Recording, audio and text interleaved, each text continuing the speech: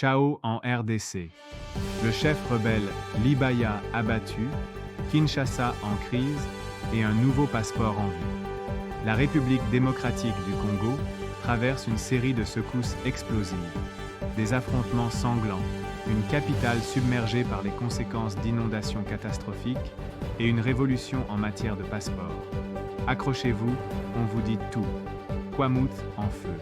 Le colonel Libaya abattu dans une guerre de factions. Le chef rebelle autoproclamé colonel Libaya, affilié au tristement célèbre groupe Mobondo mené par un certain Dadi, a été tué dimanche 25 mai dans des affrontements internes meurtriers entre deux factions rivales de la milice au village de Vilakataa, près de Kinseli dans le territoire de Kwamouth. Le motif ? Une faction aurait kidnappé des éléments adverses, les accusant de maltraiter la population. Résultat, des heurts violents, des biens civils pillés et une situation sécuritaire hors de contrôle. Le capitaine Anthony Mwalushai, porte-parole de l'opération Ngemba, paix, l'a confirmé. Les tensions internes ravivent la crise dans toute la région du Grand Bandundu, malgré les efforts des FARDC.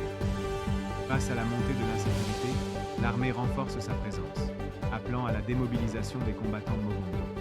Et si les violences continuent, la réponse est claire. La force sera utilisée. Un numéro spécial a été lancé. Plus 143, 97, 446, 6945, pour que la population puisse transmettre preuves, vidéos, photos des atrocités. Une guerre d'ombre qui pourrait bien éclater au grand jour. Kinshasa se relève difficilement après le cauchemar des inondations. Kinshasa n'est plus littéralement sous les eaux, mais la capitale porte encore les stigmates des terribles inondations d'avril. Rues éventrées, bordures à ciel ouvert, glissements de terrain. La ville suffoque dans un chaos post-catastrophe. 43 morts selon le dernier bilan du 8 avril. Et aujourd'hui, les habitants attendent toujours des actions concrètes pendant que la ville s'enfonce dans la saleté.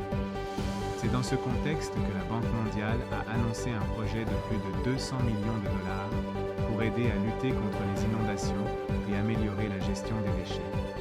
Catalina Marulanda, chef de la délégation, a été claire. La gestion des déchets à Kinshasa, c'est une urgence absolue.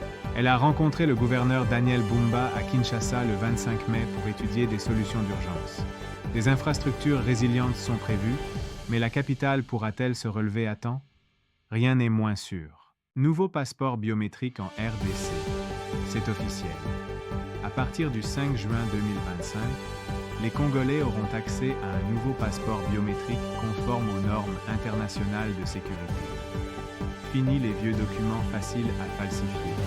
Place à la modernité. Les objectifs ?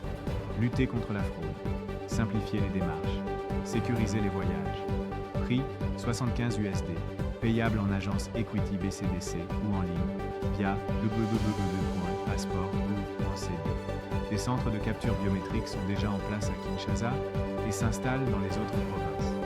Le nouveau passeport contiendra 38 pages, contre 32 auparavant, une micropuce RFID sans contact, une page en polycarbonate ultra résistante, hologramme et filigrane pour une sécurité maximale.